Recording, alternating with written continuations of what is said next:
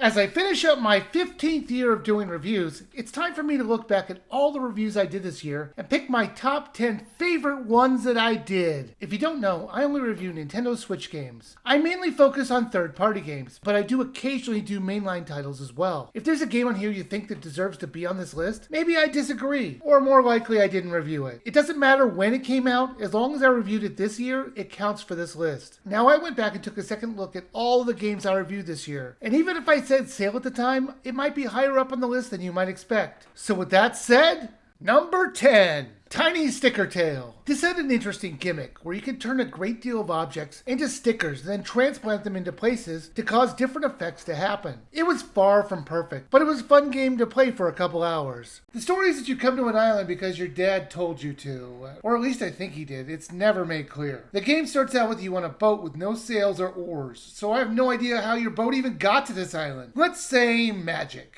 You will find letters from your dad littered all over the island. You'll find it in random places on the floor, almost like your dad wrote a letter and threw it on the ground. You can tell how much he loves you when he calls you child, almost like he was expecting maybe one of his kids would show up, but he didn't quite know which one, so he didn't want to be specific. Now your dad is going to leave letters all over the place, which has some strange requests at times, like asking me to find a missing boy. Why is my dad writing a letter to a child, asking them to go searching for another child? Instead of writing this, how about you go look for them? So let me get this straight. You took the time to write this letter, who knows when, and then put it in a random location, hoping your son would find it. All the while this child was missing? That's an insane quest setup if you really think about it. Number 9.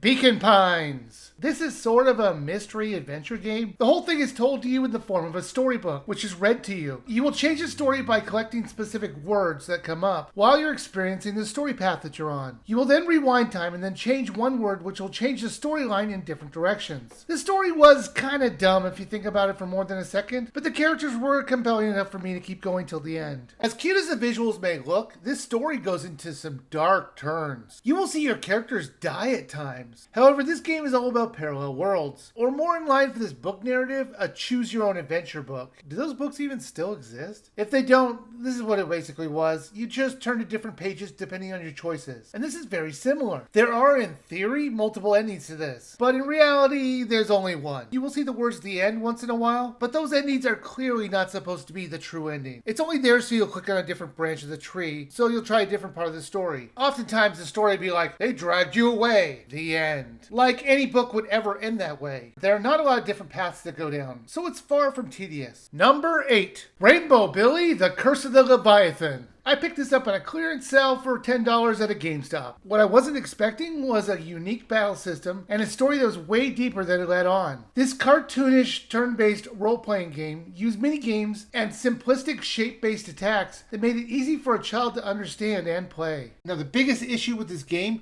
is right here, the loading screen. I was extremely tempted just to have the entire review take place in this loading screen and then end it when it finally loaded. And if it was a crappy game, I probably would have done that. However, its extremely positive attitude and fun gameplay had me forgiving this crazy loading time. This being on the Switch and being able to put this game in sleep mode, you could just have it always loaded, so if you don't change games, the beginning loading screen doesn't really matter that much. And yeah, it's still going. Let me fast forward a little.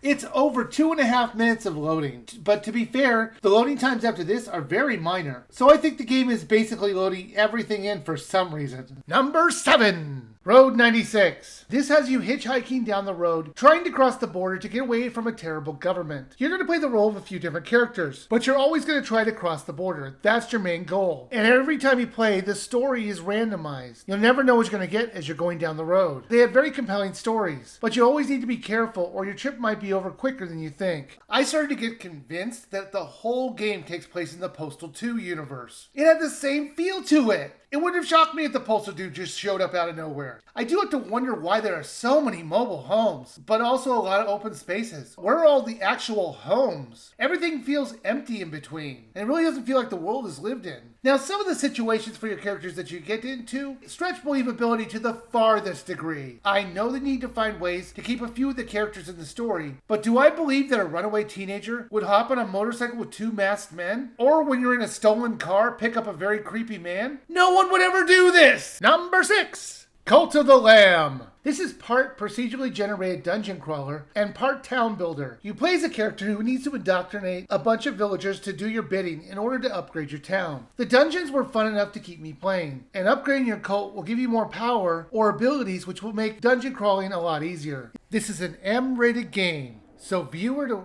Wait, I actually probably should check. I just assumed it was. Let's see here. Cult of the Lamb. What the f***? This is T-rated? This is all about sacrificing animals to a demonic god. I mean, I get they do it in a cutesy way, but come on. If this is T-rated, it's barely T-rated. So I would say some discretion is advised. This is a part roguelite and part base building game. The base building kind of plays out like Stardew Valley or any Harvest Moon game where you have to construct buildings, get wood, stone, refine materials, and get people to like you. So it's kind of like an evil version of that game. Number 5, Chory. This has you wielding a brush which you can use to paint the world. These paint powers also cause magical effects to happen. They give you freedom to color the world in any way you might want. Everything stays the same as you leave it. So if you don't like paint splotches everywhere, you're going to need to be careful when using your brush. Or if you don't care, just splash away. The story was pretty good, and I didn't expect the ending to go the way it did. You find the brush just sitting there and decide to steal it, or I should say borrow it, or however the main character decided to justify it. The first part of the game is your character learning how to use the brush to paint the world. The true brush holder, Chory, eventually finds out about you borrowing the brush, and instead of being upset, they just don't care and pass the power of the brush off to you. After that, the story is about why Chory is so depressed and willing to give up the power. And finally, you learning to master your brush powers. Those powers will increase throughout the chapters. You're going to learn how to swim and paint, for an example. I wonder where they got that idea from. And you'll gain the ability to jump. Not just jump, but flip jumping. Because if you're going to jump, you might as well do it with some flair. Number 4, Ghost Trick. Your character is dead. He learns that he can affect certain objects in the living world. So he teams up with a detective to help him solve his murder before he fades away in the morning. It has a great story in combination with some fun time travel based puzzles. If you've never tried it, you're missing out on a fabulous game. I love the animations in this. They were fluid and the character designs were just as good. All the characters have personality. Even the dog. You're going to want to save them all. The story has a lot of twists and turns, but it really moves fairly quickly. Usually in a chapter, you'll solve a couple of location-based puzzles, and the story will reveal a new truth. This release added music tracks to listen to, which has the original sound and the remastered sound, so you can hear the difference. The music is phenomenal, and you might end up humming some of its classic theme to yourself when you might not expect it. There's also an achievement system, if you care. And there was also a throwaway puzzle you can do. I believe these were added for this release, but I could be wrong. Number 3.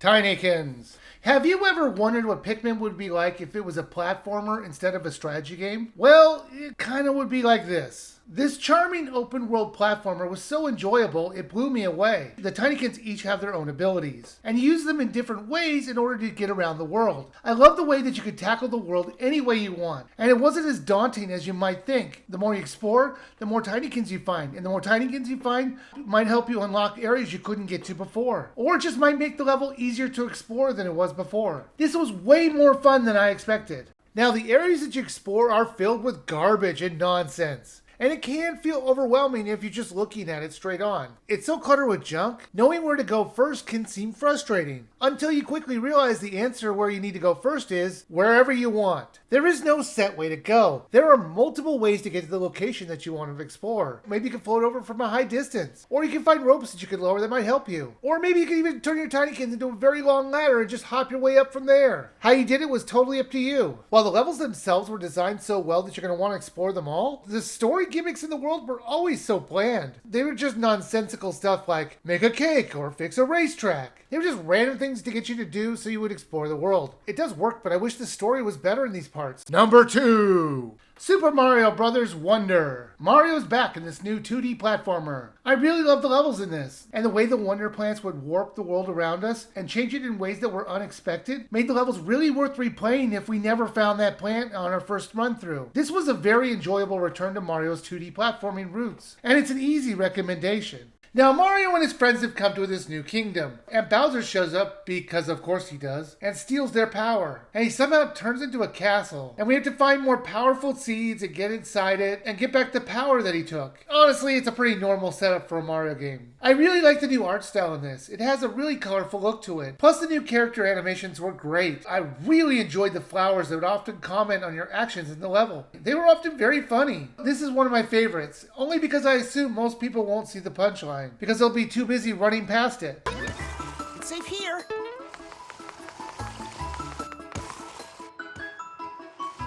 I didn't mean you should hang out.